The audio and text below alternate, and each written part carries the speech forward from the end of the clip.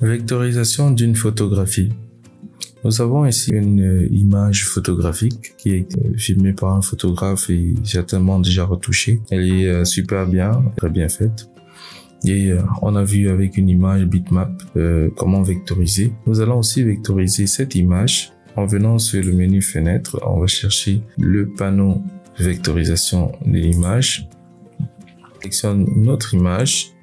On a des paramètres ici déjà prédéfinis qui nous permettent de pouvoir bien gérer notre image comme on le souhaite. On avait vu déjà la fonctionnalité de vectorisation de l'image, seulement c'était juste dans un sens. Dans cette leçon, on va voir comment on peut utiliser différentes options pour mieux vectoriser une image.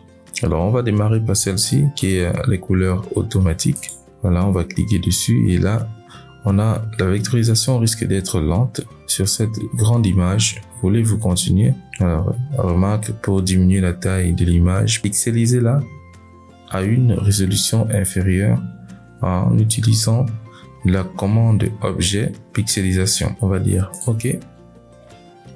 Si vous avez une machine qui est très lente, une machine qui n'a pas de bonnes composantes telles que les RAM, la carte graphique, le processeur, faites attention à ce que vous allez utiliser, sinon vous allez obtenir parfois des bugs au niveau de votre système. Voilà, mais si vous avez une machine qui est hyper rapide, c'est sans souci, vous pouvez faire autant de tests que vous voulez avec la vectorisation. Alors, ce que notre message nous disait tout à l'heure, c'était de pixeliser notre image. Pour pixeliser l'image, on nous a dit d'aller dans Objet, voilà, Objet, Pixelisation. Donc, on va aller sur Objet et on va cliquer sur Pixelisation. Je vais choisir ici le type de couleur que je veux appliquer à mon image. Je vais prendre ici pour les écrans, donc 72 pixels par pouce et hop, je vais dire OK. Voilà, on peut voir que l'image a perdu en qualité. C'est pas très grave, on va l'utiliser comme ça. Ça nous permet de ne pas avoir de gros problèmes lors de la vectorisation. Parce que comme je vous ai dit plus tôt, si vous avez des machines qui vous permettent pas de pouvoir faire un travail de manière optimale, voilà, vous pouvez aller pixeliser comme ça. Mais si vous avez une grosse machine, pas besoin, faites-le. Donc, on va aller pixeliser, hop, directement. Il ne m'affiche plus le message, voilà. Et on a notre résultat. Je vais donc venir ici sélectionner les couleurs. À chaque fois, il va toujours charger comme ça. C'est la raison pour laquelle j'ai mentionné tout à l'heure ce que j'ai dit plus tôt. Donc, on va aller sur 92 couleurs. Hop, on va à 100 couleurs. Voilà, c'est le maximum qu'on puisse faire. C'est le résultat qu'on obtient. On va aller en mode avancé et on va définir les tracés. Je vais mettre les tracés à 26% par exemple. On teste, on voit le résultat. Et on va voir avec les angles et le bruit. Alors, on voit bien que ça a pas mal détérioré notre image. On va recommencer.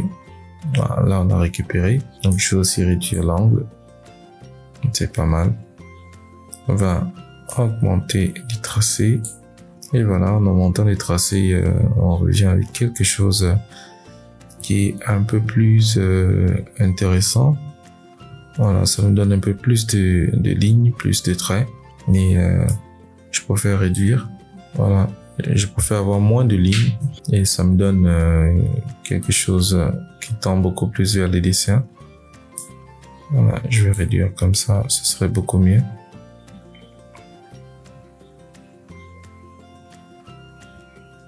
Voilà, une fois qu'on a terminé avec notre vectorisation et on est d'accord, on va venir décomposer comme ça.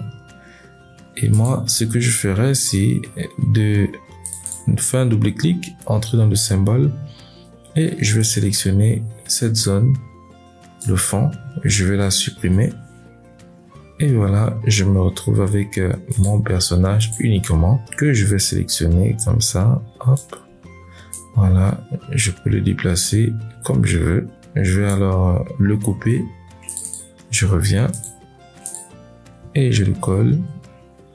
Voilà, on voit bien que là, on a notre personnage qui est complètement à part.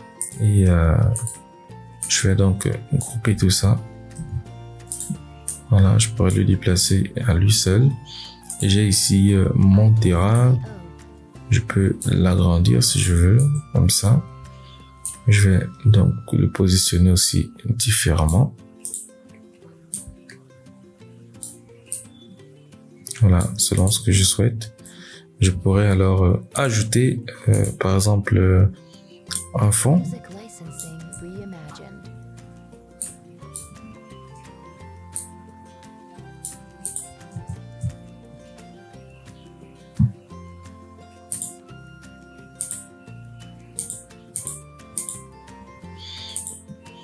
Et voilà le travail.